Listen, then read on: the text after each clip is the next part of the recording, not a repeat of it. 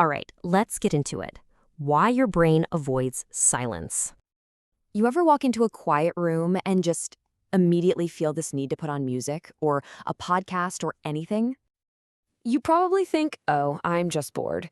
But it's actually not about boredom at all. It's a protective instinct. The real question is, what is your brain protecting you from? Yeah, we call it boredom, but that's really a misunderstanding of what's happening inside our own heads. What's actually going on is a huge shift in your attention. It's making a turn inward. I mean, think about it. Our brains are conditioned for constant noise, right? The notifications, the music, the background chatter of life. We're just used to it. So what happens when all of that suddenly just stops? That buffer's gone. With nothing on the outside to focus on, your brain's attention has to go somewhere. And with nowhere else to go, that powerful spotlight of your attention just swings right around and points inward at yourself. So, what does that spotlight find when it looks inside? Now, this is where it gets really interesting. Without all that outside noise competing for attention, our inner thoughts suddenly get a megaphone. They're loud, they're clear, and they are pretty much impossible to ignore. And this isn't just random daydreaming. We're talking about our inner chatter. You know, the unresolved anxieties, the stuff we're worried about, the feelings we haven't really processed yet.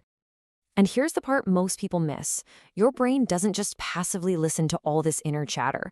It actively reacts to it.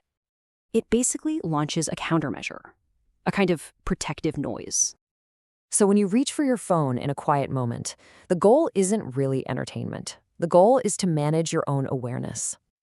This breaks it down perfectly. On one side, you have noise. What's its job? Distraction, and that leads to avoidance. But on the other side, you have silence. What does that do?